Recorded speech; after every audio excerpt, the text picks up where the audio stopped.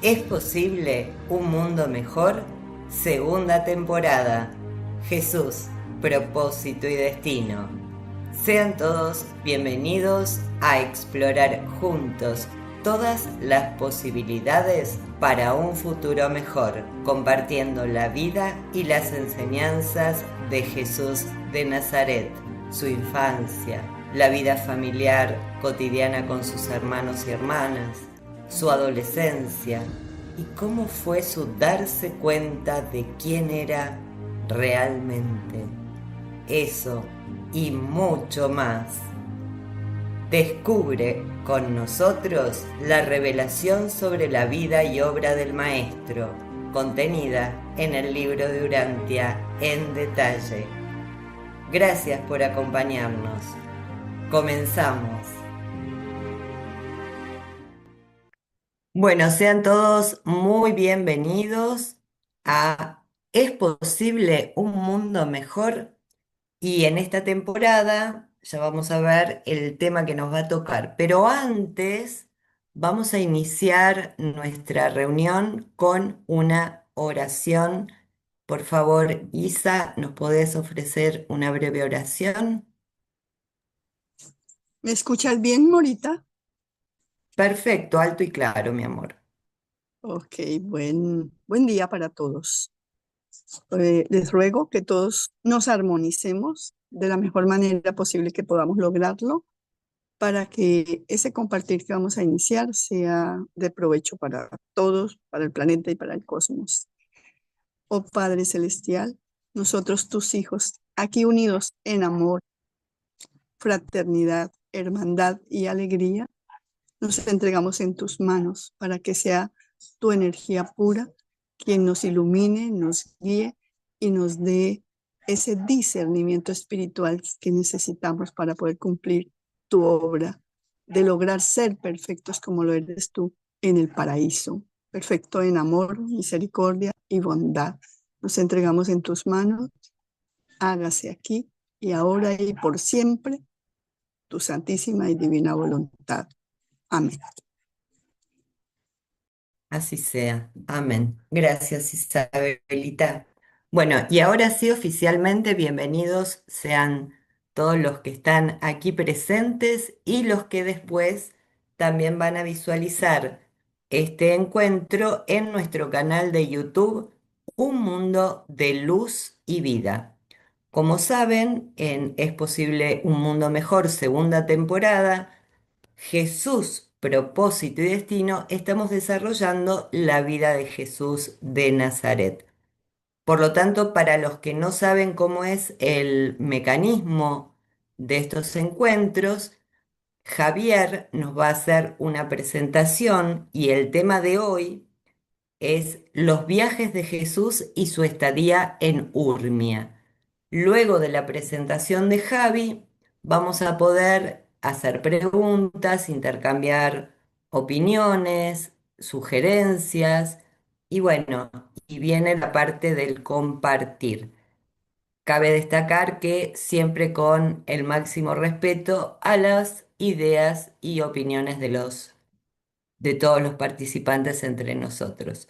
Así que bueno, y les recuerdo también que la reunión está siendo grabada justamente porque después se sube a nuestro canal de YouTube, lo repito, Un Mundo de Luz y Vida, donde también pueden ver los episodios anteriores. Sin más, le dejo la palabra a Javier. Muchísimas gracias, Mora. Bueno, en primer lugar, pues un saludo y un abrazo fraternal a cada uno de vosotros. Vamos a seguir con el proyecto que tenemos en marcha y voy a empezar a compartir el trabajo que vamos a presentar para que luego podamos dilucidar entre todos las enseñanzas de Jesús. Lo hemos dedicado a los viajes de Jesús y su estancia en Urmia. La verdad que es un tema muy amplio y de hecho inicialmente cuando se comenzó a hacer el trabajo pues realmente salía un tiempo realmente prohibitivo. Con todo el dolor del mundo hubo que ir cortando diferentes aspectos porque si no nos íbamos no de las 2 horas sino de las 4 horas, con lo cual hubo que hacer un replanteamiento completamente diferente.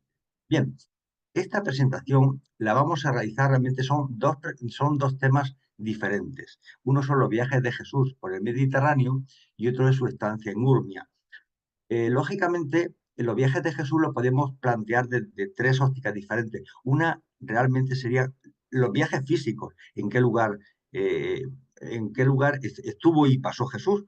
De hecho, lo vamos a comentar. Pero otro aspecto importante es cuáles fueron las enseñanzas que nos dio Jesús en esta estadía, ¿no? Es decir, hubo un montón de contactos con diferentes personas que Jesús se encontró a lo largo de su viaje y realmente hay una enseñanza detrás de cada una de esas personas. Habló sobre muchos temas diferentes. Pero hay un tercer aspecto sumamente importante también, y es el hecho que qué es lo que aprendió Jesús de ese viaje. Y es un tema realmente importante. Entonces vamos a analizar tanto los viajes de Jesús como su estancia en Urmia desde estas tres ópticas diferentes. ¿Vale? Bien, antes de comenzar, yo me gustaría mostraros un poco un pequeño mapa de lo que era el Imperio Romano en los tiempos de Cristo, ¿eh? En los tiempos de Jesús. Fijaros que prácticamente el Imperio Romano dominaba todo lo que era todo el Mediterráneo. Era toda Hispania, Galia, toda la parte de Italia, el norte de Italia, Macedonia, Asia, toda la parte de Siria, ¿eh? Y lógicamente toda la parte de Egipto y Libia y norte de África. Para que tengáis una idea de realmente ese era como el mundo avanzado en aquella época.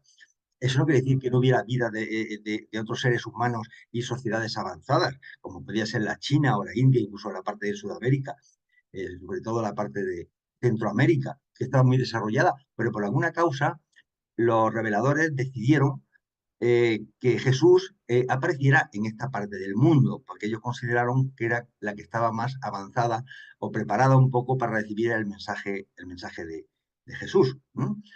Y entonces, bueno, ya tenemos un poco una composición del lugar y ya sabiendo, fijaros el espacio tan enorme que cubría ese mundo del Imperio Romano, y cuando veamos el viaje que hizo Jesús, realmente fue enorme. No puede imaginar la de kilómetros que debió de andar, tanto por viajes marítimos como por tierra, para hacer el recorrido que hizo. Porque claro, eso actualmente, con los medios actuales, no podemos pensar que es relativamente fácil. Pero fijaros que en aquellos tiempos los viajes por tierra se hacían o andando o montados en un camello. Es que era así la cosa, y por mar eran barcos muy pequeños que realmente tenían, digamos, un avance muy corto, con lo cual ahora se entenderá que por qué el viaje de Jesús tardó 2 años en realizar. Es decir, todo lo que vamos a hablar, realmente hubo un tiempo que realmente se consumó a lo largo de casi 2 años.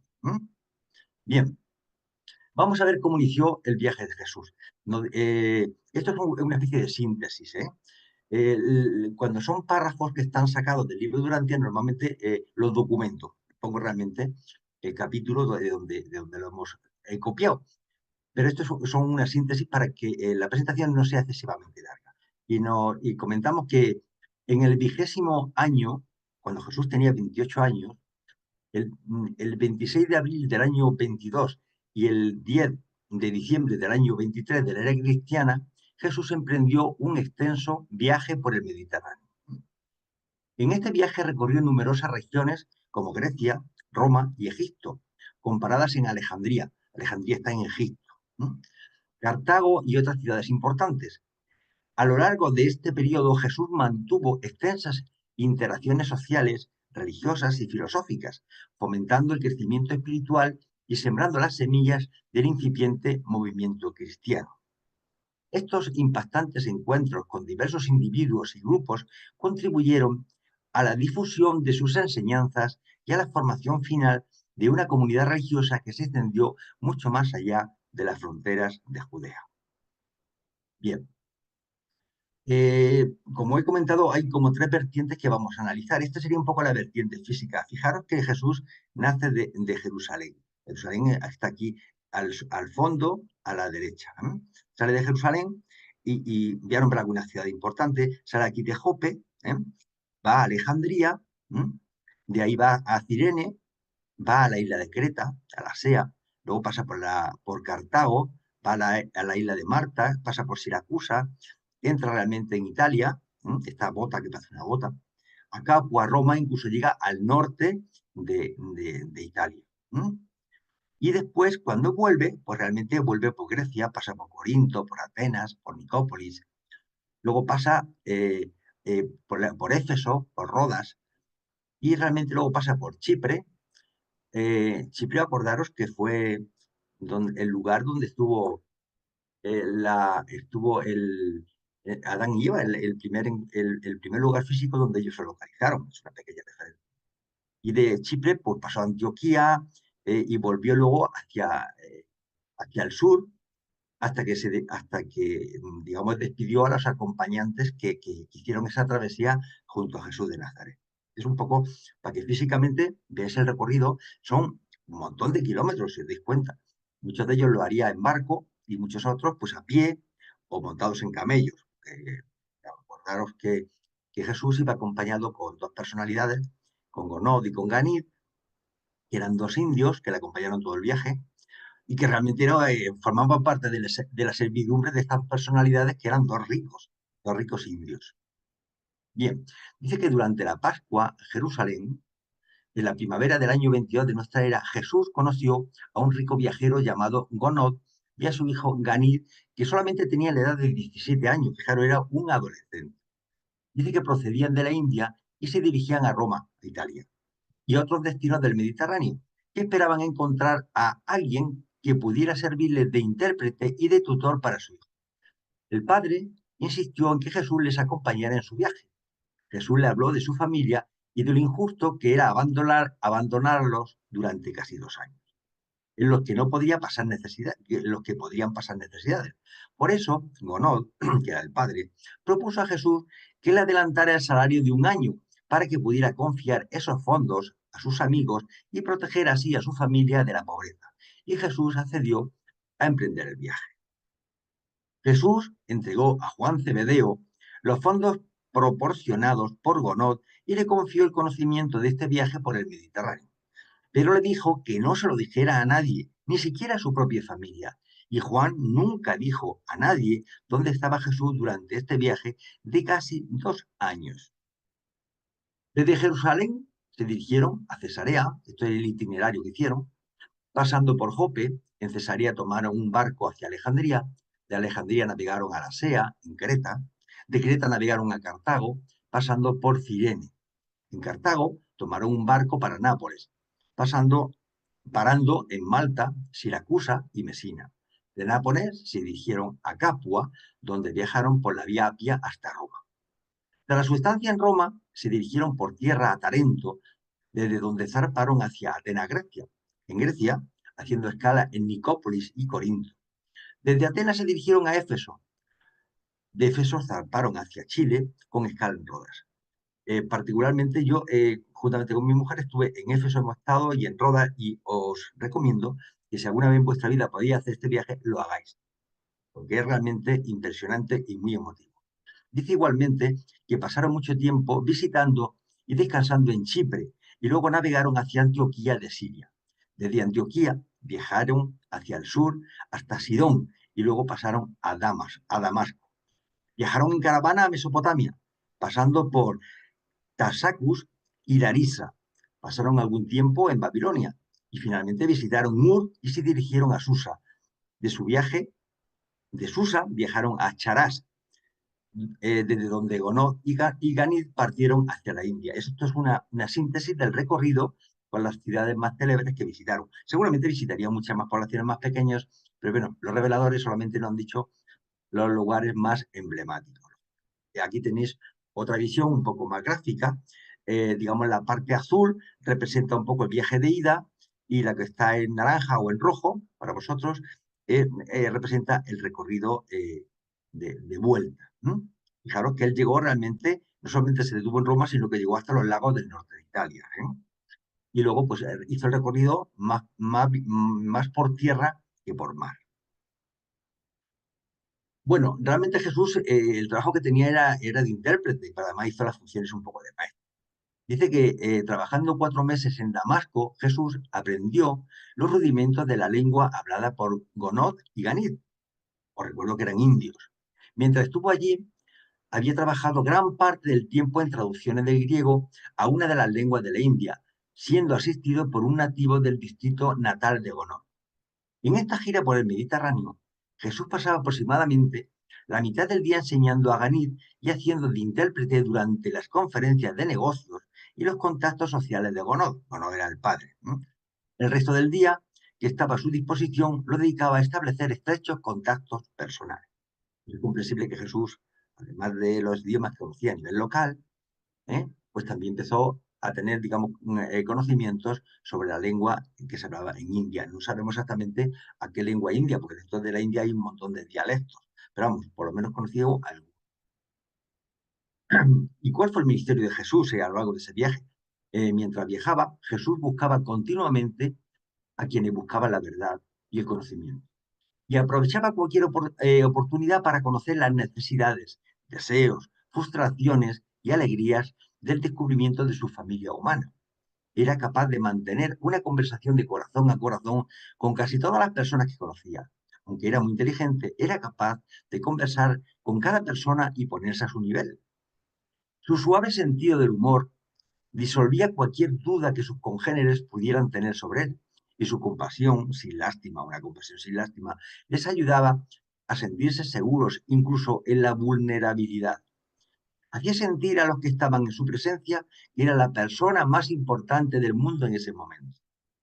Y siempre dejaba que la gente se sintiera animada y mejor consigo misma. Sin duda, incluso mucho después de que se separaran, las personas con las que se relacionaba guardaban un recuerdo de su amor y de ser dignas de amor. Los tres, está hablando del Padre, el Hijo y Jesús, los tres disfrutaron de una agradable travesía en Alejandría.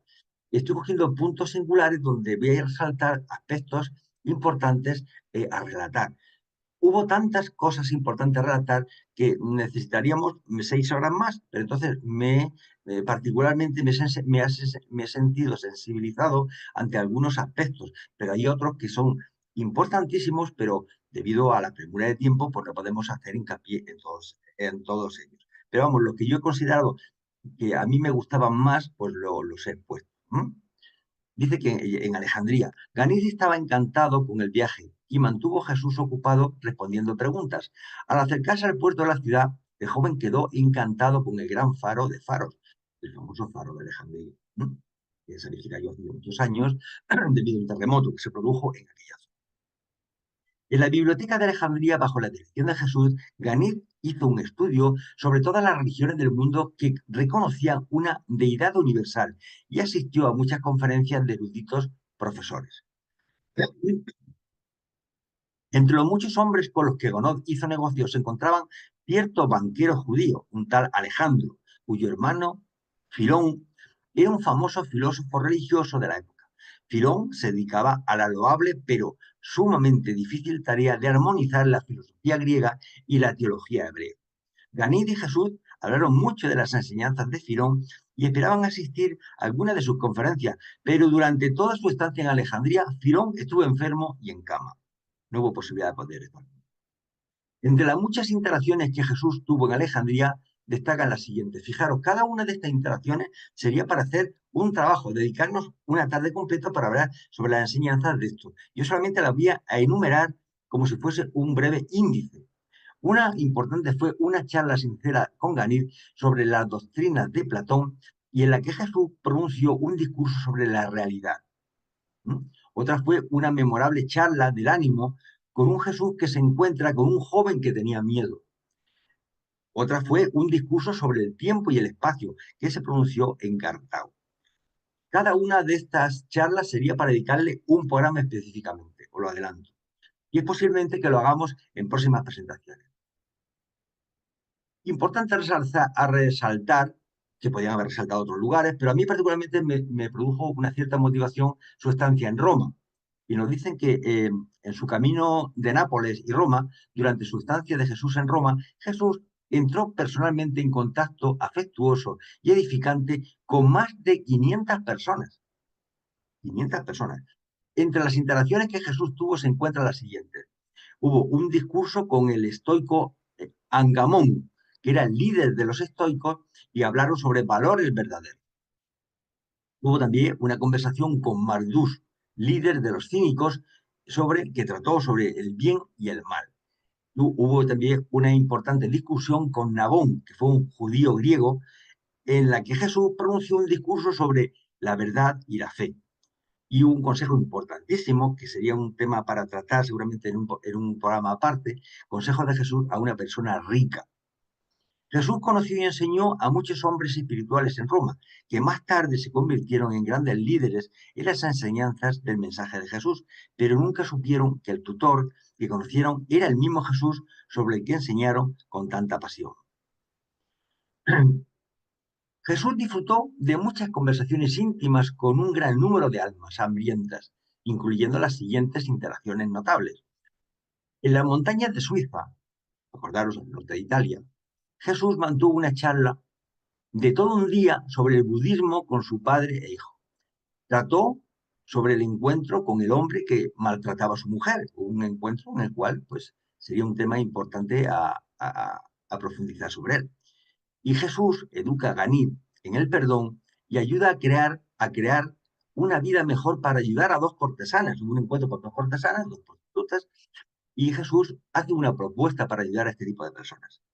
Luego, en la ciudad de Corinto, conversaron estrechamente con un gran número de personas que se beneficiaron enormemente de la instrucción recibida de Jesús, entre ellos un molinero, un centurión romano, un líder del culto mitraico, un maestro epicúreo, un contratista y constructor griego, un juez romano, la dueña de una posada, un comerciante chino, un viajero de Gran Bretaña, un muchacho fugitivo, un criminal condenado, y mantuvo muchas conversaciones con Crispo, el jefe de una sinagoga. En Atenas, Jesús pronunció un discurso sobre la ciencia. En Éfeso, Jesús pronuncia un discurso sobre el alma, y en Chipre pronunció un discurso sobre la mente. Fijaros qué cantidad de temas tan importantes para desarrollar y poder conversar entre nosotros. Bueno, pero finalmente el viaje, como todo, se acaba. Después de preparar su equipaje para la caravana de camellos, Jesús, Gonod y Ganir pasaron a Sidón y luego a Damasco. Y al cabo de 3 días se prepararon para el largo viaje a través de las arenas del desierto hasta llegar a la ciudad de Ur. Por fin había llegado el día de la separación. Fue una prueba difícil para todos, pero todos fueron valientes, especialmente el joven. A pesar de tener los ojos llorosos, al despedirse de su maestro, Ganid dijo: adiós, maestro, pero no para siempre. Cuando vuelva a Damasco te buscaré. Te quiero porque creo que el Padre que está en los cielos debe de parecerse a ti. Al menos sé que te pareces mucho a lo que a lo que me has contado de él. Recordaré tus enseñanzas, pero sobre todo nunca te olvidaré a ti. Y el padre de Ganid le dijo adiós a un gran maestro que nos ha hecho mejores y que nos ha ayudado a conocer a Dios. Y Jesús le respondió: la paz sea con vosotros y que la bendición del Padre que está en los cielos permanezca siempre con vosotros. Fijaros que todo esto, como conclusión final, que todo este 29º año, cuando Jesús tenía 29 años de su vida, lo pasó Jesús completando su gira por el mundo mediterráneo. A través de esta gira por el mundo romano, por muchas razones a Jesús se le conoció con el nombre de el escriba de Damasco. Jesús no se presentó como Jesús, sino como el escriba de Damasco. En Corinto y en otras escalas del viaje de regreso se le conoció, sin embargo, como el tutor judío. Y, curiosamente, Jesús, cuando iba por el mundo, buscaba un perfil bajo y realmente cambiaba de nombres para que no fuera reconocido de alguna forma. Ese es un aspecto que a mí particularmente siempre me llamó la atención, ¿no? Es el dominio absoluto del ego. Bueno, aquí una referencia del libro Durantia como conclusión que nos dice lo siguiente: fue este un periodo extraordinario en la vida de Jesús. Durante este viaje se puso en contacto con muchos de sus semejantes. Sin embargo, esta experiencia es una fase, bueno, aquí está más redactado, es una fase de su vida que él nunca reveló ni a su familia ni a ninguno de los apóstoles. Su propia familia se inclinaba a creer que estaba en Alejandría, ya que sabían que una vez había sido invitado a ir allí con el objeto de convertirse en asistente del Chazán. Bueno, la familia estaba engañada un poco de alguna forma. Cuando Jesús regresó a Palestina, nada hizo para cambiar la opinión de su familia, de que había ido de Jerusalén a Alejandría. Le dejó creer que todo el tiempo que había estado ausente de Palestina lo había pasado en esa ciudad de erudición y de cultura. Y ni siquiera su familia le manifestó realmente su viaje y la auténtica intencionalidad que residía en el alma de Jesús. El verdadero propósito de este viaje alrededor de la cuenca del Mediterráneo fue conocer a los hombres. Fijaros lo importante de los hechos. Fue conocernos a cada uno de nosotros. Él llegó a estar muy cerca de centenares de seres humanos en este viaje. Conoció y amó a toda clase de hombres, ricos y pobres, de todas las clases sociales, negros y blancos, eruditos y menos eruditos, cultos e incultos, animalísticos y espirituales, religiosos e irreligiosos, rectos e inmorales. Porque para Jesús todos éramos sus hijos, sus hermanos. En este viaje por el Mediterráneo hizo Jesús grandes progresos en su tarea humana de dominar la mente material y mortal, y su ajustador residente hizo grandes progresos en la ascensión y conquista espiritual de este mismo intelecto humano. Al final de este viaje, Jesús virtualmente conocía con toda humana certeza que él era un hijo de Dios y un hijo creador del Padre Universal. Fue este el periodo fascinante de su ministerio personal, en contraste con la época de ministerio público que pronto le seguiría. Este episodio singular fue tanto más estupefaciente porque por entonces era aún el carpintero de Nazaret, el constructor de barcas de Cafarnaún, el escriba de Damasco, aún era el Hijo del Hombre. Todavía no había logrado el completo dominio de su mente humana. El ajustador aún no había dominado y equiparado plenamente la identidad mortal. Aún él era un hombre entre los hombres. El Hijo del Hombre experimentó la entera gama de las emociones humanas que van desde la alegría más espléndida hasta la pena más profunda. Fue un niño alegre y un ser de buen humor. Asimismo fue un varón de dolores experimentado en quebranto. En el sentido espiritual, vivió su vida mortal de abajo arriba, del privilegio al fin, del principio al fin.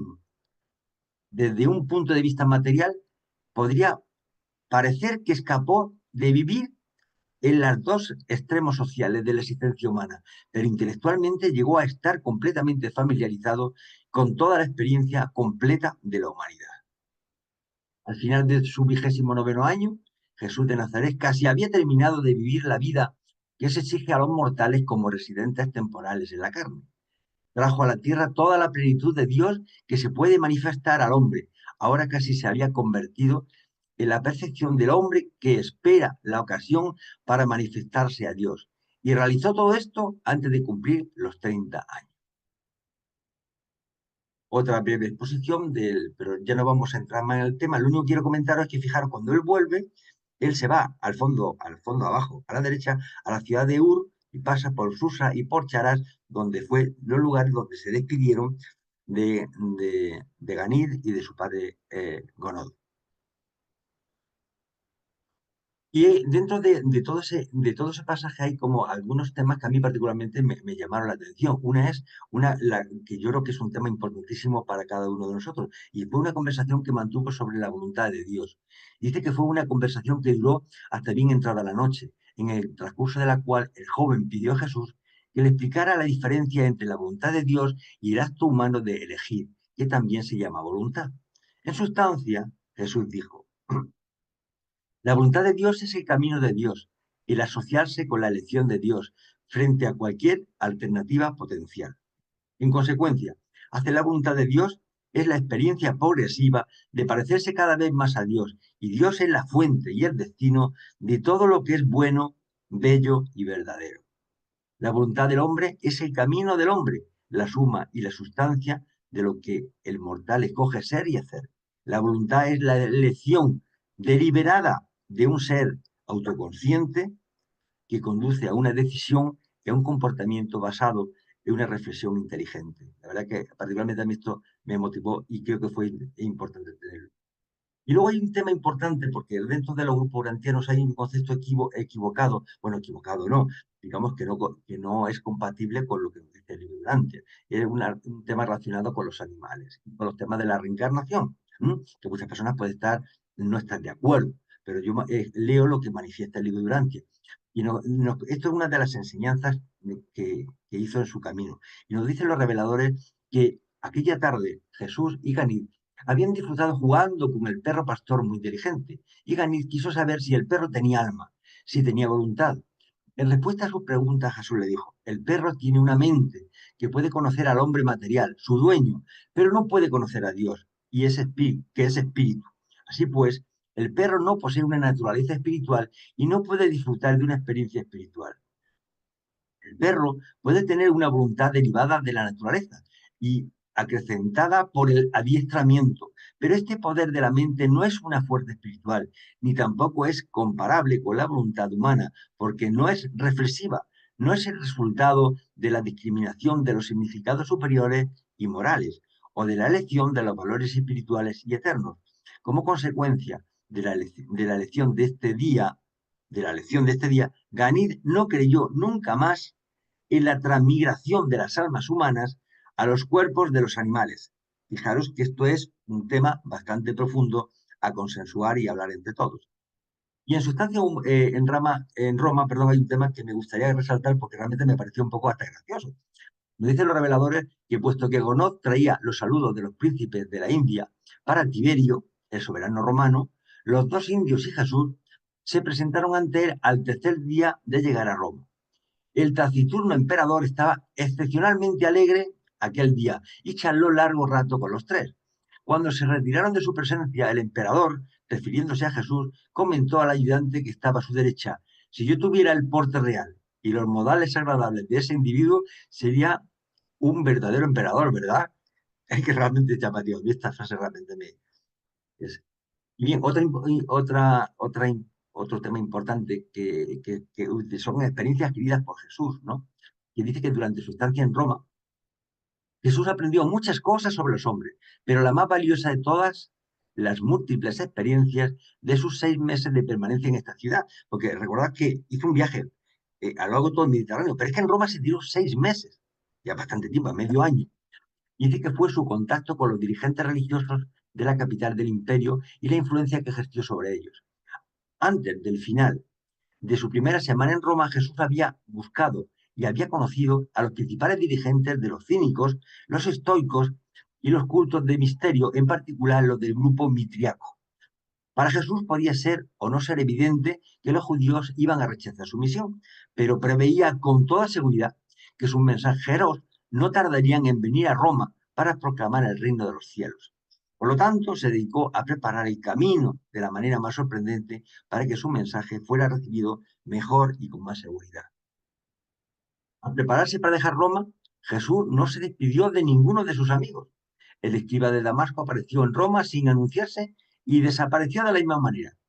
Tuvo que transcurrir un año entero para que los que lo conocían y lo amaban renunciaran a la esperanza de volver a verlo.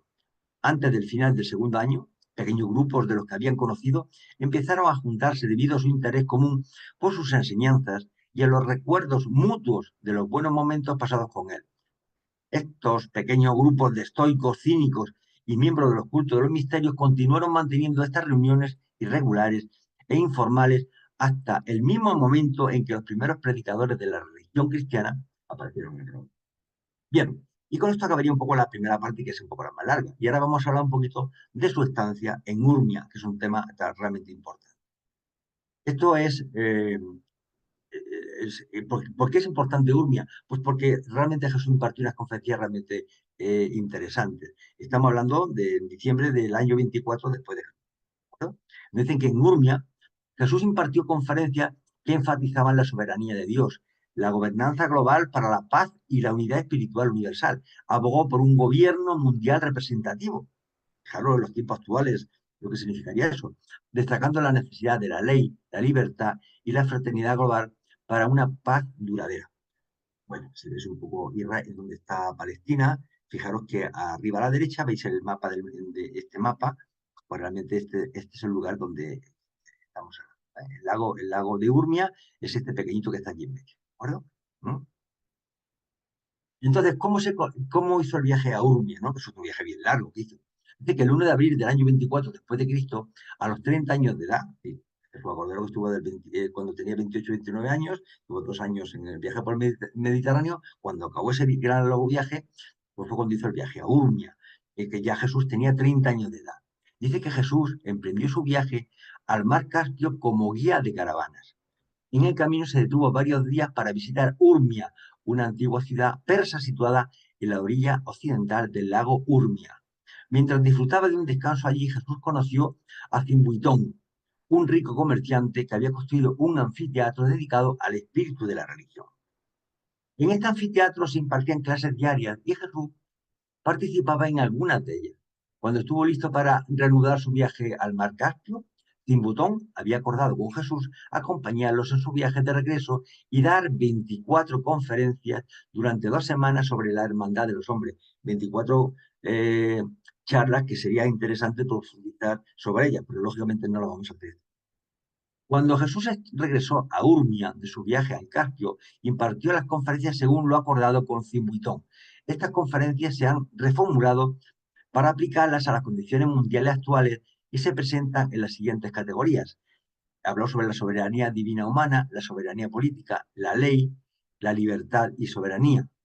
El templo de Urmia, construido por Zimbuitón y sus 3 hijos, estaba dedicado a la difusión de las religiones. El profesorado de este templo representaba más de 30 religiones. Y cuando Jesús lo visitó camino al Caspio, residían unos 75 maestros. Todos estos maestros estaban acreditados y apoyados por sus respectivos grupos y eran evaluados periódicamente. Cualquiera que perturbara la armonía de la comunidad era reemplazado. El profesorado se esforzó por destacar las similitudes entre las doctrinas de las diversas religiones representadas en los debates, pero solo se requería una doctrina para obtener un puesto en el profesorado, la creencia y el reconocimiento de Dios o de una deidad suprema. La mayoría de los maestros representaban una religión, pero había varios que eran profesores independientes y no representaban a ninguna religión establecida. Jesús se presentó ante ellos como uno de esos maestros no afiliados. Participó en estas conversaciones en varias ocasiones antes de reanudar su viaje al mar Caspio, prometiendo a Zimbuitón que a su regreso daría 24 charlas sobre la hermandad del hombre. Estas conferencias incluían debates sobre el reino de Dios y los reinos de los hombres. Cuando Jesús regresó del Caspio, vivió en esta comunidad religiosa durante 2 semanas. 2 semanas fue el tiempo que estuvo allí, impartiendo sus conferencias formales. Nunca antes ni después Jesús habló tanto sobre un mismo tema como lo hizo en Urmia. Las condiciones políticas, culturales y religiosas en la época de Jesús eran significativamente diferentes a las de nuestro mundo del siglo XXI. Por consiguiente, el contenido de estas conferencias se reformuló para reflejar nuestra época moderna. Bueno, aquí he puesto un poco para que veáis nuevamente en la Urmia y para que sepáis un poco a través del desierto. Bien, y ahora ya para finalizar, preparamos en su día un pequeño vídeo sobre el viaje de Jesús a Urmia y cuando pues, el grupo de que lleva Es posible un mundo mejor me planteó el tema, me acordé de este pequeño vídeo y con vuestro permiso os lo voy a lanzar. Espero que os guste. Las conferencias de Urmia. El 1 de abril del año 24, Jesús salió de Nazaret para emprender el viaje en caravana hasta la región del mar Caspio, pasando por Damasco y el lago Urmia y atravesando Asiria, Media y Partia. Este viaje duró un año entero. Tuvo una experiencia interesante con la familia que componía la caravana, pasajeros, guardias y conductores de camellos. La gran mayoría de los que lo conocieron y conversaron con él fueron mejores para el resto de su vida terrestre. Efectuó un contacto íntimo y personal con cada una de las razas de Urantia. Disfrutó con la misma intensidad realizando su ministerio personal para cada una de estas diversas razas y pueblos mezclados, los europeos de extremo occidente y los asiáticos del extremo oriente. Durante este año fue responsable del material confiado a su cargo y de la seguridad de los viajeros que integraban la caravana. A su regreso, Jesús renunció a la dirección de la caravana, donde se detuvo poco más de 2 semanas. En la isla más grande, cerca de Urmia, se encontraba un gran edificio, un anfiteatro para conferencias dedicado al espíritu de la religión. Esta construcción era en realidad un templo de la filosofía de las religiones. Este templo había sido construido por un rico comerciante ciudadano de Urmia y sus 3 hijos. Este hombre se llamaba Zimboitón. En esta escuela de la religión, las conferencias y discusiones empezaban todos los días de la semana a las 10 de la mañana. Jesús participó varias veces en estas discusiones. Daría 24 conferencias sobre la fraternidad de los hombres. También dirigiría 12 sesiones nocturnas de preguntas, discusiones y debates. Estas conferencias trataron sobre el reino de Dios y los reinos de los hombres. Más de 30 religiones y cultos religiosos estaban representados en la facultad de este templo. Cada profesor debía representar a una religión o algún tipo de deidad suprema. En aquel momento había en la facultad unos 75 profesores y vivían en casas de campo con capacidad para unas 12 personas. La intolerancia suponía la destitución inmediata y sumaria del educador transgresor. Había en la facultad 5 educadores independientes y Jesús apareció ante ellos bajo esta modalidad. Regresó como pasajero en una caravana hasta Damasco el 1 de abril del año 25.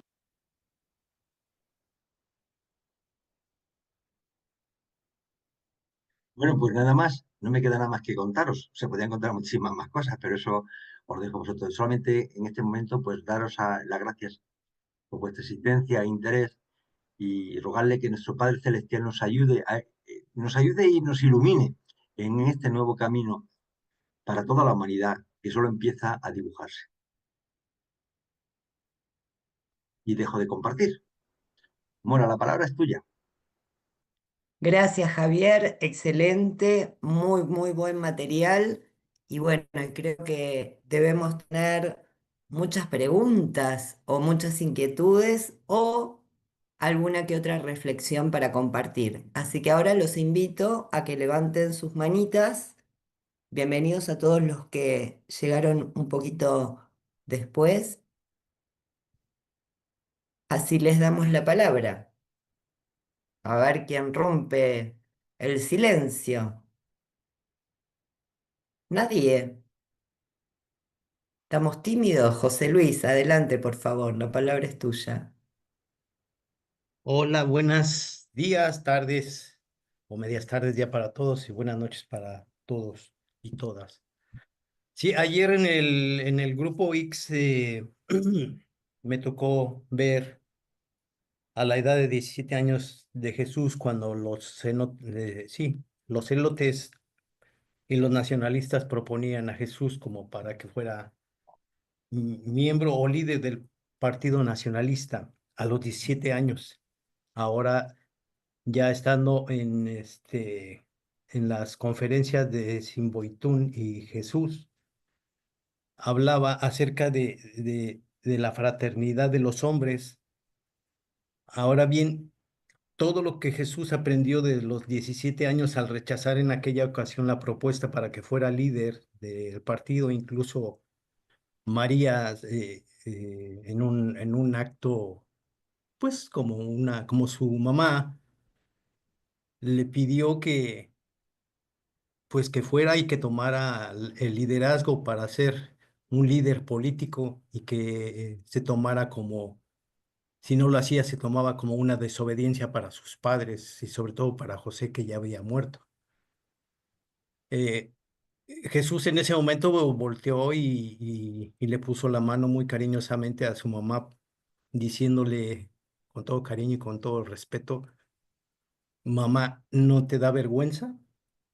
Pero ya después, a los 28 30 años, Jesús en estos viajes instruye a todos los políticos, instruye a todos, después de haber rechazado en aquella ocasión ser un líder político, y aún acá no era un líder político, era un filósofo que habló de Platón, de Platón que nació 428 años antes de Jesucristo y habló de los estoicos y de los cínicos.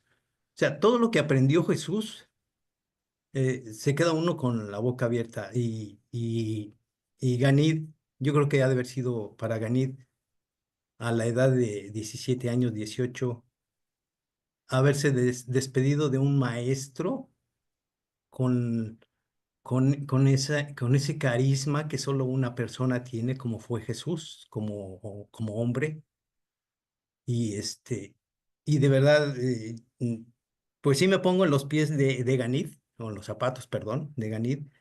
Y qué difícil ha de haber sido para él despedirse del Maestro Jesús, porque yo también me hubiera puesto a llorar, ¿no? De esa sensación de decirle, en ese momento, Ganit, que todo lo que has hecho ha sido muy parecido al Dios del que tanto hablas y que tú te pareces mucho. O sea, esa semejanza de la personalidad que ya tenía Jesús como hombre todavía, pero ya daba sus aspectos de divinidad total para todo aquel que permanecía con él, con todo este tipo de situaciones. Entonces, mi pregunta, Javier, sería eh, de las pláticas y conferencias que dio sobre Platón, ¿consideras que no hay, con respecto a los cínicos, Platón, Aristóteles, Epicuro y Marco Aurelio, etcétera, eh, no hay comparaciones porque todos ellos tienen su propio estilo, pero Jesús es una parte fundamental, es una parte primaria de este acto de benevolencia que nos refleja a nosotros? ¿Cómo podemos entonces, con estos conocimientos, Javier, transmitirlos ahora a nuestros jóvenes, a nuestros niños? ¿De qué forma podemos hacer trascender la palabra de nuestro hermano y maestro Jesús para transformar este mundo, lo cual debe haber una forma de nosotros participar más activamente? Esta es una forma de ellos de transmitir estas pláticas, Javier. Y yo extiendo la pregunta: ¿cómo podemos hacer para que nosotros, los adultos que estamos en este tipo de sesiones con respecto y conectados a, a Dios, cómo le hacemos para transmitir y que no estén tan distraídos nuestros jóvenes con la inteligencia artificial en otros sentidos? Porque a nosotros estamos de aquí en la inteligencia artificial transmitiéndonos. ¿Cómo podemos hacer ahora este contacto que hizo Jesús con Ganid y con todos los que convivió con ellos? Gracias, José Luis. Yo podría dar mi opinión particular, pero creo que es mucho más enriquecedor si cada una de las personas que ha levantado la mano contestaran eso, porque la verdad es relativa y cada uno tenemos nuestra media verdad. Yo creo que lo que enriquece el grupo es que cada uno de los presentes dé su opinión y sus recomendaciones. Entonces, yo le pasaría tu pregunta a Isabel, a Miguel, a Marcelino, a Ramón, a cualquiera, a Mora o a cualquiera de los que estéis presentes para que te la contestes, porque seguro que es más enriquecedor que todo lo que yo te lo podía decir. Y estando presente también aquí Alfonso, me gustaría que también diera su opinión, porque tiene una sensibilidad especial. Y nada más, yo me doy date por contestado. Paso palabra, como decimos en el concurso de televisión. Gracias, Javier. Bueno, y José Luis, mi opinión que coincido absolutamente contigo en cuanto a la emoción de Ganid cuando se despide de Jesús. Imagínate la emoción de Ganid en los mundos moronciales cuando se enteró quién era su maestro, ¿no? ¿Y por qué? Porque Ganid se sintió tan, tan, tan identificado con Jesús, porque era amoroso, compasivo, era contenedor, era paciente, o sea, todos los frutos del Espíritu Jesús los mostraba, iba haciendo el bien cuando iba pasando. Por eso el ejemplo que dio Jesús tiene que ser nuestra inspiración. ¿Para qué? Para que nosotros también podamos demostrar esa amorosidad, ese conocimiento en la medida que podamos según nuestras limitaciones y sobre todo tratarnos como hermanos y con amor paternal. Y le doy la palabra a Isa. Gracias, Mora. Muy, muy buena tu respuesta. Felicitaciones, Javier. Has hecho un excelente trabajo y presentación. Sé el gran amor que le pones a todo y el gran esfuerzo que tienes que hacer como todos los que estamos comprometidos con divulgar las enseñanzas del libro de Urantia. Quisiera también aportar mi granito de arena a darle una respuesta de cómo transformar el mundo. Yo perdí muchos años intentando transformar todo el mundo y hoy que me he dado cuenta que solo puedo transformar lo poco que está alrededor en mi entorno personal, familiar y social, eh, creo que la mejor manera de enseñar a nuestros hermanos es con el buen ejemplo de vida y dándoles todo el amor posible, pero con inteligencia. El libro nos invita a ser inteligentes en nuestro servicio, porque estamos rodeados de una cantidad de caos que por muchos años yo boté mi esfuerzo ayudándole al que no necesita y no quería, no es que sí necesitaban, pero no quieren. Y segundo, al que no está listo para recibir estas enseñanzas es como perder el tiempo. Entonces ahora como que el aprendizaje ha sido, busquemos a esas personas que están en busca de la verdad. Y Javier no lo leyó hoy. El maestro se ocupaba de aquellas personas que sinceramente estaban buscando la verdad. Y la verdad de Dios. Y Él es el amor puro completo. Entonces, esa es mi recomendación. Desde lo más sincero de tu alma, entrega todo el amor posible.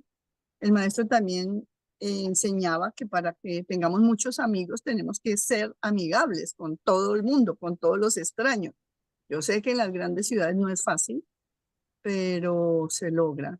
Entre más amigos busques, solo debes esperar el momento en que ese amigo necesite de pronto de una ayuda tuya y nace el fortalecimiento de la amistad, transformándose en verdadera hermandad. Morita, yo tenía algunas anotaciones que fui haciendo a la medida que iba hablando Javier. ¿Tú quieres que las comparta de una vez o después? Yo creo, considero mejor después, así vamos viendo Preguntas. las Ok, inquietudes de las manitos levantadas, por favor, Isa. gracias. Gracias a ti. Miguel, qué gusto verte. Adelante. Hola, buenas tardes y abrazos para todos. Bueno, Javier, eres un gran trabajador, eso es innegable y estás ahí siempre en el frente de batalla. La pregunta que ha hecho el hermano es que es tan complicado poder decir algo desde un enfoque particular. ¿Cómo podemos hacer que la juventud nos escuche, nos haga caso, nos preste atención? Pues yo creo que nosotros, el trabajo que nos ha tocado es el más complicado, que es el de dejar la semilla para que con el tiempo eso vaya creciendo y fructificando. También tenemos ahí a Marcelino, otro ejemplo de trabajador que no para el hombre de seguir ahí en el frente de batalla. Yo solo quería, he levantado la mano porque, vamos a ver, a mí la palabra urmía me impactó cuando lo leí por primera vez y después no me he podido desapegar de esa parte que es la que más me caló dentro y eran las conferencias de Urmia. Para mí eso fue lo mejor de lo mejor de esa parte del libro y no sé si estaréis todos de acuerdo, pero a mí me marcó y mi corazón todavía se conmueve y sigo trabajando en ello en la medida que puedo. Era la unificación de las religiones, buscar un entendimiento entre todas las religiones, que creo que si un día se llegara a conseguir esto, ahora hay un programa que están haciendo, creo que también Javier participa en Agora.2 o eso, pero eso es como mirar, ver un átomo en el cosmos, o sea, no tiene la repercusión que creo que debería tener de cara. Y bueno, no voy a robar más tiempo. Me encantaría un día que hubiera un movimiento, un gran movimiento a nivel mundial, donde se intentara unificar, pues lo que nos dice el libro, una sola religión, No voy a entrar en un solo idioma, una sola bandera, solo voy a lo que me interesa. Una sola religión que nos fraternice a todos. Para mí eso sería lo más grande. Y ya para despedirme, voy a decir que yo, además de estar con las reuniones de Orantia, investigo y participo en varias reuniones a nivel mundial que están haciendo un tipo de lo de Ágora 2.0, pero un poquito más, tienen ya presupuesto, hay gente que participa económicamente, o sea, hay un movimiento muy, muy profundo, muy serio y muy atractivo ahí dentro. O sea, no creamos que somos solo los urantianos que estamos intentando practicar la fraternidad. Hay gente, buenos creyentes, buenos religiosos de otras filosofías y religiones que se esfuerzan muchísimo en llevar y potenciar ese gran ejemplo del Maestro Jesús. Solo eso, me encantó el libro de Urantia y me encantó muchísimo, entre otras muchas partes, las conferencias de Mía. Eso me impactó y me tiene enganchado todavía porque sigo ahí con ello y con esa ilusión. Nada más, un abrazo a todos y, en fin, llevo mucho tiempo desconectado y ha sido, pues eso, un placer volveros a ver por aquí en línea. Gracias. Gracias, Miguel. Y coincido contigo y los invito a todos a ver por YouTube el canal de Ágora 2.0, que justamente tiene invitados de distintas religiones y participan con distintos tópicos y son muy interesantes. Marcelino, te voy a dar la palabra, pero con una pregunta, que es de Tatiana. Tatiana nos pregunta por el chat si Jesús se puso esos nombres o si la gente lo llamaba con esos nombres distintos. Muchas gracias, estimada Mora. Un gran abrazo para todos. Me complace mucho verles y bueno, Miguel, bienvenido a casa. Cuánto nos alegra. El buen hijo siempre vuelve a casa. Hacía también mucho tiempo que no le veía. Bueno, mire, empezando de una vez por Tatiana, sí, acuérdese que el caso de Jesús era tutor en el sentido de que estaba pendiente porque el objetivo de Gonod era que no solo alguien para que pudiera traducir lo que ellos, no, a los idiomas que ellos no dominaban, sino que le ayudara a guiar al hijo. Entonces, por eso tutor judío, de manera que era una función. Y el escriba de Damasco porque también algunos creían que venía de Damasco y por la alta capacidad intelectual y por supuesto moral y esa extraordinaria personalidad, pues también le colocaron esos nombres. Y entonces él se dejó llamar, dicen los reveladores, por esos nombres porque no tenía la intención de exagerar la obra de un ser humano como para que fuera tan extraordinaria y entonces probablemente no era tan creíble y tan fructífera como suavizar un poco la personalidad en el sentido de que, bueno, se identificaran solo con el carpintero de Nazaret, ¿no? Pero esas fueron las intenciones, en primer lugar, porque, bueno, confundieron algunos nombres de algunos aspectos de él y le dieron algunos nombres. Él los dejó así, que le llamaran de esa manera, y lo otro le sirvió para disminuir la exageración en cuanto a su extraordinaria personalidad, que probablemente no iba a ser tan favorable como lo fue en la forma más disminuida como se conoció posteriormente. Eso es lo que nos dan a entender los reveladores. Bueno, mire, estimado Javier, de verdad coincido con quienes han participado, que de tu exposición sumamente extraordinaria en cuanto a todas esas explicaciones y todas esas láminas que ilustran ese trayecto. Así es que, bueno, nos alegra mucho que esté allí con esos esfuerzos. Quería también comentar referente a algo muy interesante, ¿no? Hay muchas personas que se preocupan demasiado por la forma física de Jesús y bueno, Entonces, en la mayoría de las veces se falla porque se pinta afeminado y esas cosas así, pues los reveladores dijeron que eran desafortunados los retratos. Sin embargo, hay dos datos interesantes en cuanto a Urantia, que es cuando toma a esta persona que le está pegando a una joven, dice, lo tomó con su poderoso brazo. Y en otra oportunidad habla de que subió cuando lo iban a coronar como rey de los judíos, entonces dice, subió a la roca el fornido Galileo.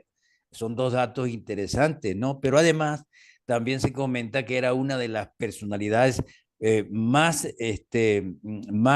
extraordinarias y favorables o agradables o atractivas, mejor dicho, uno de los mejores especímenes físicos desde los días de Adán, dice cuando se habla del Jesús joven. Y eso se confirma cuando se conecta con Tiberio, que siendo el emperador, pues se impacta con esa, no solo esa persona en sus modales, sino esa figura física, ¿no? Entonces, debió haber sido un extraordinario ejemplar, no solo a nivel espiritual y moral, con su personalidad e intelectual, sino también a nivel físico. Hay algo también muy interesante que se produce con estos viajes de Jesús, que es esa posibilidad de dar a entender la necesidad y sobre todo el camino que se dirige un planeta cuando está llevado hacia los niveles de ese éxito que es la luz y la vida. Y entonces ese gobierno representativo mundial. Y hay un dato muy interesante que es uno de los grandes problemas que tenemos hoy día, especialmente en nuestra América Latina y casi todos los lugares de la Tierra, que es lo que nos dicen los reveladores, que es una piedra de tranca, el virus engañoso de las soberanías nacionales. Entonces ahí se resalta de que ese aspecto de las soberanías nacionales es un virus engañoso que impide esta posibilidad y la unión universal que tanto necesitan los planetas y especialmente nuestro Urantia.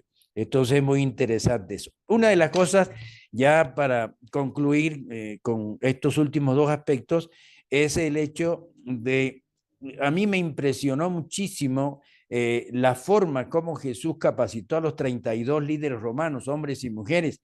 Y yo, por cierto, repito mucho algunas de las frases y esta es una de las cuales repito, de la técnica que utilizó Jesús para armonizar, ¿no? Con estos líderes, fraternizar y producir la unidad en vez de la separación. Y textualmente yo la he repetido y quiero repetirla ahora, que es lo que expresan los reveladores en la página 1456 y dice, fue este su método de instrucción. No atacó nunca sus errores, ni tampoco mencionó jamás los defectos en las enseñanzas de estos líderes. En cada caso, seleccionaba la verdad dentro de lo que enseñaban y la iluminaba ante sus ojos, de manera que en muy breve tiempo esta expansión de la verdad desplazaba por sí sola al error que la acompañaba. Eso fue extraordinario para la capacitación, sin choques, sin decir que algo era falso y sin ningún otro tipo de imposición con estos extraordinarios líderes que dieron porque eran abiertos y se volvieron extraordinarios al recibir las enseñanzas posteriores del cristianismo y dieron resultado extraordinario, 30 de ellos. De manera pues que esto me llamó mucho la atención. Y con respecto a lo que comenta nuestro hermano José Luis, sí, no hay sino la forma más adecuada de los niños para que se motiven y se estimulen con nuestra actitud. Y precisamente nuestra actitud es tan importante que con eso se despidió Jesús del planeta, diciéndole a los apóstoles ya las últimas partecitas de lo que dijo, mediante los frutos espirituales de vuestra vida, incitad a las almas a creer en la verdad de que el ser humano es hijo de Dios y de que todos los seres humanos son hermanos. Entonces el niño se encuentra y lo primero es tratar de ver cómo uno se interesa por lo que él está haciendo o ella. y comenzar a estimularlo para que lo haga mejor. Y en tantas oportunidades que he tenido, hace poco tuve la experiencia con un niño que me encontré en el autobús y conversé un poco con él. Al principio no estaba muy motivado, después se comenzó a motivar. Me llamó mucho la atención que cuando le comenté de la revelación, inmediatamente él quiso tomar nota y me dijo, ¿cómo es que se llama el libro? Entonces le vi ese interés y le di un papelito para que tuviera el papelito y se lo llevara a su papá para que su papá se lo leyera o su mamá. De manera que la motivación es con nuestra actitud, y si nuestra actitud es cariñosa y de alguna manera se interesa por lo que ellos están allí, como lo que hacía Jesús haciendo, ellos van a tener una receptividad y el espíritu triple nos va a decir a nosotros de alguna manera cómo motivarlos, entusiasmarlos y que su autoestima comience a elevarse, ya que estamos cubiertos por ese espíritu del maestro de maestros, tratar de cooperar siempre dejándonos llevar de ese impulso. Disculpe que me alargué un poquito, estimada Mora, y eso quería compartir con ustedes. Gracias, Marcelino. Muy interesante y estoy de acuerdo contigo. Ramón, la palabra es tuya, mi corazón. Mira, con versito y todo. Buenas tardes aquí en Venezuela para todos. Yo pues primero agradecerle al hermano Javier y a todos por la presencia aquí y agradezco a Dios por estar hoy aquí con ustedes. Al hermano José Luis le puedo decir, tenga plena seguridad y tenga calma, todo llega a su hora. Le voy a compartir mi experiencia como tal. Yo vengo de conocer Urantia cuando un hermano el cual le había dado enseñanza, el hermano Marcelino Ramírez, él ya se graduó. Y en esa situación yo estaba pasando por un momento muy fuerte en el cual, bueno, me dispuse en cómo yo podía difundir las enseñanzas del libro Urantia. Yo tengo 38 años, terminó la carrera a raíz, yo no estaba estudiando, pero tenía unos estudios como profesor y termino la carrera. Antes de terminar la carrera le pedí al Dios Padre Celestial y a esa triple presencia divina que me acompañan y a los ángeles, que yo quería entrar a educar en mi país y entré a lo que le llaman preparatoria, jóvenes desde 12 años a 17 años que se preparan para salir a la universidad.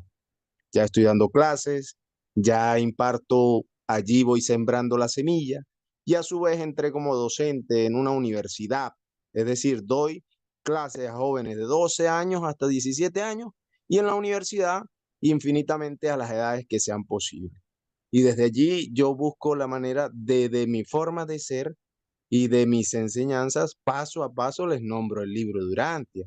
Entonces, la mejor manera es eso, que también nosotros ideemos un plan a nivel de esos jóvenes de mediana edad que van conociendo Urantia entre los 20 años a los 40 años, porque es que un profesor aquí en Venezuela nunca envejece, pues yo puedo pasar toda la vida dando clases que no envejece.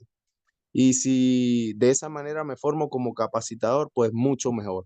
Entonces, no perdamos nunca ese norte. A mis hijas ya llevan leyendo esas 800 páginas del libro Durantia de la vida hermosa de Jesús de Nazaret. Y la otra es que compartamos con otros libros también. Hay otros libros psiquiátricos escritos por psiquiatras que nos pueden ayudar a tener la mayor sinergia, que nos pueden ayudar a tener la mayor interdependencia, porque es que a veces también nos encontramos hermanos que han leído el libro Urantia que no son tolerantes. Va a tocar colocar a veces esa norma que con la que dijo el hermano Javier, que aquel que sea intolerante, pues habría que expulsarlo del ciclo, ¿no? Pero bueno, no es el hecho, no es el hecho, ¿no? Pero sí a veces uno se encuentra con hermanos que yo creo que a veces en vez de ayudarles el libro Urantia les puede a veces afectar si no saben manejar su ego. Gracias por esta explicación. Espero les sirva y sigamos adelante, sigamos adelante. Gracias, Ramón. Y también ahora, escuchándote, recordé otro episodio. Jesús mismo dijo que enseñaran de la forma que ellos supieran hacerlo. O sea, si se los pidió a los apóstoles, nosotros también tenemos que transmitir el conocimiento que tenemos a nuestra forma. Y me parece maravilloso tu trabajo de diseminación. Alfonso, había levantado antes que tú la mano Marión, pero la bajó. No sé si Marión querés hablar o pasás y le damos la palabra a Alfonso. A lo mejor Es está que ocupada, así que... me vinieron a buscar, entonces por eso la bajé. Ah, bueno, pero ¿querés tener la palabra? Es más que nada de decir lo que a mí me resonó, lo que estamos estudiando. Agradecer en primer lugar a Javier Martínez por su trabajo. Es un alumno muy grande que a mí me ayuda mucho en la radio durante que escucho las reflexiones de él. Quería primero eso agradecerle, gracias por también permitirme estar acá. Y a mí lo que me quedó más que nada fue de que el Señor iba por la vida haciendo sentir mejor a las personas, todas las personas que estaban con Él o se topaban con Él, salían mejores. Creo que una de las cosas que tenemos que esforzarnos en hacer eso, más que está bien dedicarse por completo a hacer estas instancias que son muy buenas, pero para los demás que no sabemos cómo llegar, que tienen una religión, que les cuesta salir de ahí, tratar de hacer esto que hacía el Señor y ir por el camino, haciendo el bien, desarrollar esa sensibilidad tan linda que él tenía que, aunque el joven que se sentía triste jamás le pidió ayuda, él por los gestos y por su manera de hablar se dio cuenta que la necesitaba y le dio una palabra, aunque no se lo pidió. Creo que eso en nosotros sería, como dicen, que a través de los gestos nuestros, de nuestro ejemplo, la gente se siente atraída a buscarlo a él, porque eso es él al que tenemos que revelar, no nosotros. Y esta revelación nos tiende, por lo menos en mi caso, a desarrollar un poco más el ego. Uno se tiende a sentir elegía, se tiende a sentir, no sé, pero eso es peligroso y tenemos que tenerlo en cuenta siempre porque la naturaleza humana es así. Es más que nada esta la reflexión que quería aportar. Gracias, Marión. Bueno, imagínate que en ese viaje de 2 años estuvo en contacto con más de 500 personas que seguramente transformó sus vidas. Claro. Sí. Alfonso, la palabra es tuya, por favor. Ah, Buenos días a todos. Es un placer estar entre ustedes. Ah, me emociona escuchar a Javier. Es una persona muy preparada, muy centrada en lo que lee, lo que dice. Yo le admiro mucho sus escritos. Me dan mucha fuerza, me aclaran cosas. Admiro a Marcelino. Quisiera que hubiera más a Marcelinos, más Juanes Bautistas como Marcelino. Yo lo admiro a Marcelino, y ¿qué más puedo decir? Admiro a todos los que se toman el trabajo de hacer su tarea que creen que es significativa y como lo sabemos que así es porque todos estamos en donde sea, ¿no? Donde quiera que aparecen con sus pláticas, aquí estamos, ¿verdad? Lo que quería, también lo acaba de decir la hermanita que habló, que con todas las personas que hablaba Jesús, se sentían mejores con ellos mismos, ¿verdad? Y yo quisiera como dicen, que se reflejaran, que cada persona, que cada uno de nosotros reflejara las enseñanzas del maestro en su manera de expresarse, de conducirse, ¿no? Yo creo que eso sería, ah, con el tiempo y nuestra fe, que es lo que nos impulsa, algún día llegaremos a, a, a ser un ejemplo que el mundo pueda acoger y admirar y seguir más que nada, ¿verdad? Eh, Eso era mi aportación. Yo estoy muy agradecido. Este, siempre es un placer a escuchar como el que habló hace poquito, que es maestro en Venezuela. Me gustó bastante cómo se expresó, lo que dijo, y eso como que nos da una esperanza en nuestro corazón, en nuestro alma. Decimos, está trabajando, está surgiendo efecto, ¿verdad? Qué bonito que hubiera más personas que dijeran su manera de de estar llevando a cabo la revelación, ¿verdad? Yo, pues, yo tengo ya más de 20 años en esto y todavía no me atrevo a andar haciendo cosas no más relevantes, pero ojalá y un día se me conceda de la manera que yo pueda. Muchas gracias y felicidades a todos. Gracias, Alfonso. Seguramente llegará tu momento. Confía en tu ajustador del pensamiento y confía en el ajustador de pensamiento de todos nuestros hermanos. Oli, Oli, tenés la palabra. Gracias, gracias. Buenas tardes. Javier, bueno, felicitarte porque de verdad que no es fácil hacer un resumen de todos los discursos magistrales que hizo Jesús en todo su tránsito estos 2 años en ese recorrido con este tutor. Mira, yo tengo una pregunta y un autoconocimiento de lo que yo aplico de uno de los discursos que para mí, cuando vi ese discurso, el de la riqueza, la pregunta que le hace un hombre rico a Jesús, que me sorprende que en el libro dice que le dijo que era solo para él, que no era para divulgarla, y tan bonito que nos hayan donado ese capítulo donde el Jesús humano explica los 10 puntos, me parece, de la riqueza en la tierra. Encuentro que explica mucho hoy en día cuando uno ve familias enteras peleándose por las herencias de los ancestros, donde él hace énfasis en decir de que la riqueza heredada es una de las riquezas que no debe ser ni compartida, sino que debe ser de generación en generación. Otra parte de ese discurso que también me sorprende, que la única que nos pertenece que en la tierra es la riqueza eh, del justo salario del justo trabajo, que creo que es la única que nos pertenece. Después habla también de las riquezas de producto de lo que es la tierra, por ejemplo, una mina, bueno, y así, por decir, un premio Nobel también, que también es un acierto, digamos, dentro de eso.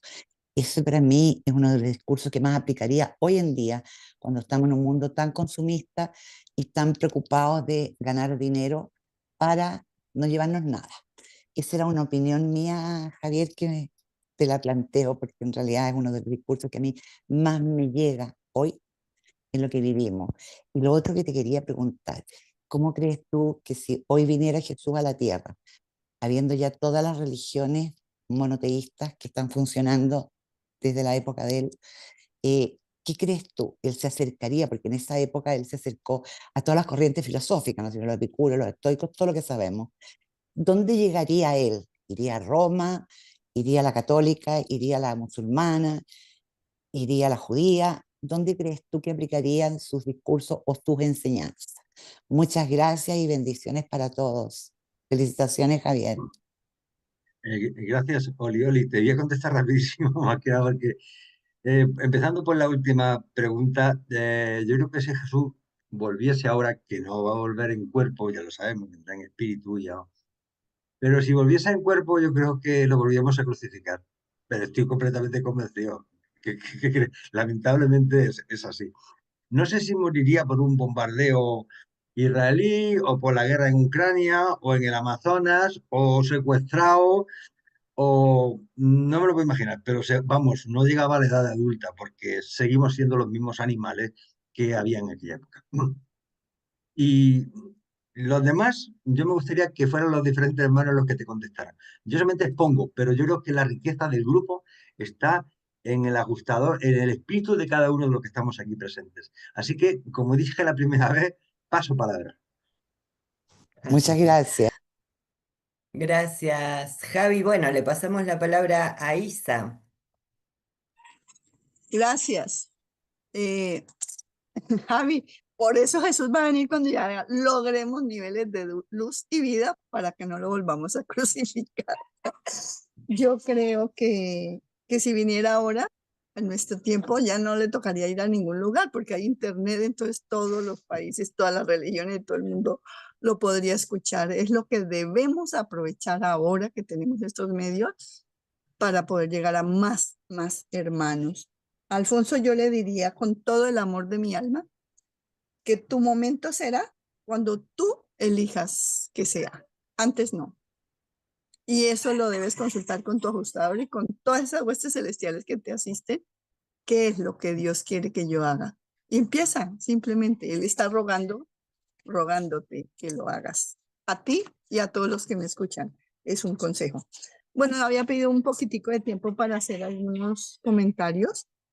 Me parece que no nos debemos quedar con esta excelente presentación que hace Javier, sino que debemos ocuparnos de buscar el libro y leer paso a paso cada una de las cosas que allí nos enseñan, porque es absolutamente maravillosa para la construcción de un mejor marco conceptual que nos permita tomar mejores decisiones y tener más asertividad en la vida.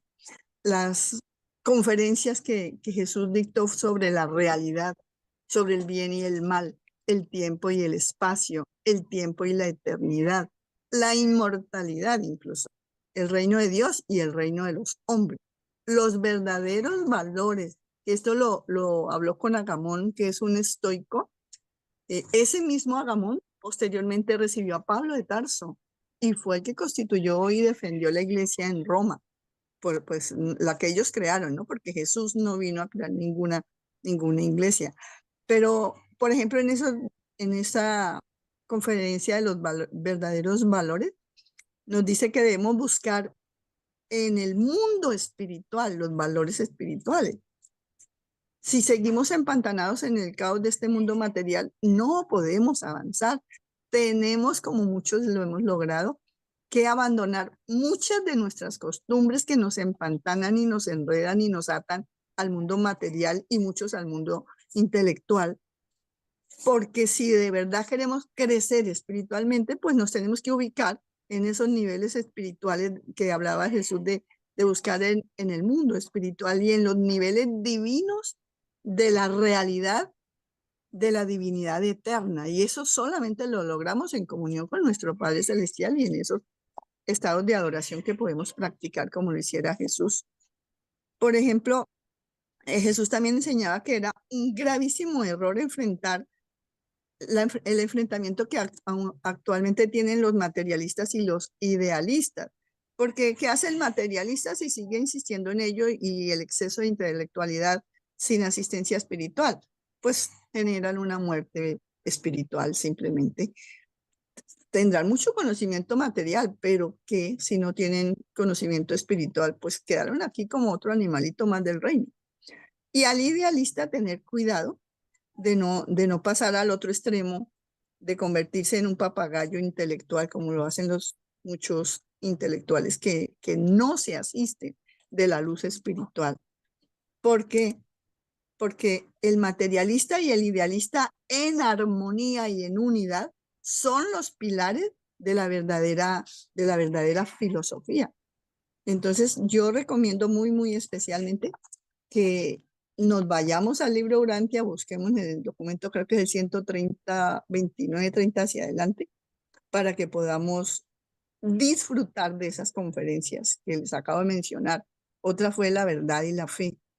Su tesis personal de Jesús todo el tiempo con todas las personas que él trató era, primero, la realidad del amor del Padre, que es una realidad que nos envuelve 24 horas.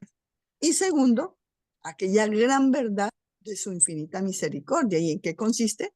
No solo que nos entregan 24 horas al día el amor del Padre, la misericordia del Hijo, sino que la bondad llega a nosotros a través de miles de seres de luz que están aquí a nuestro alrededor, aunque no los veamos, listos para que nosotros recibamos todo ello.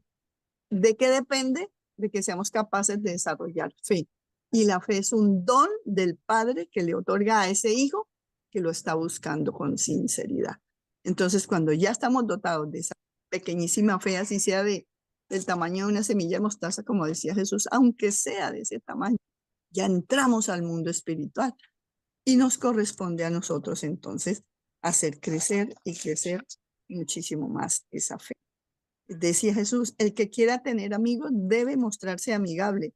Y si nos encerramos como nos ha enseñado esta cultura, pues no vamos a tener amigos. Hay que salir a buscar a nuestros hermanos sin invadir, conociéndolos, tratándolos si necesitamos y podemos darle una ayuda, dar una ayuda inteligente y no convertirnos a veces en esclavos de la maldad. Yo recuerdo que él habló allá, no me acuerdo el lugar, pero habló con Esdras, porque Esdras presentaba un grave problema y era que llevaba muchos años buscando a Dios y decía que no lo encontraba. Y Jesús le decía, el problema no es que no encuentres a Dios, Él ya te encontró. Entonces, ¿cuál era el otro problema? Los dogmas, los fanatismos y las tradiciones que nos han inculcado de irnos a buscar a Dios afuera de nosotros, pues no lo vamos a encontrar. A Dios hay que buscarlo dentro de nosotros. Y ese hecho hará que Dios libere al hombre de la oscuridad, de la ignorancia, aunque nos vayamos a morir ignorantes todos, y podrá ver la luz. A través de la luz de Dios, verá toda su realidad que le permitirá observar aquellas cosas que sin la luz de Dios, aunque estén al frente de nuestra nariz, no las podemos ver. Era lo que quería aportarles. Muchísimas gracias. Felicitaciones por este programa que me encanta y que vamos a continuarlo. Gracias. Gracias, Isa. Bueno, y ahora sí, no más manitos levantadas, pero sí va a tener la palabra Octavio y después Marcelino. Octavio, por favor. Hermanitos, buenos días, gusto en verlos a todos. Fíjese, hermanita Oli, y su pregunta me dejó pensando, pero si yo creo que si Jesús vendría ahorita, yo creo que tendría que llegar a la organización Urantia, porque supuestamente es la verdad, ¿no? Y como todavía falta mucho por hacer, pues tendríamos que trabajar con él. Y qué privilegio sería.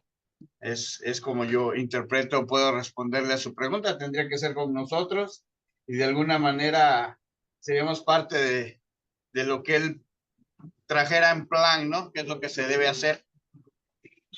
Y respondiendo o comentando, quería dar yo esta interpretación. Fíjese que yo pocas veces soy optimista, casi siempre veo las cosas un poco para mal.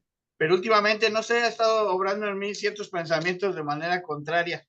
Ahorita le escuché al hermanito que platicó de su experiencia en las escuelas. Realmente es muy importante lo que él dijo.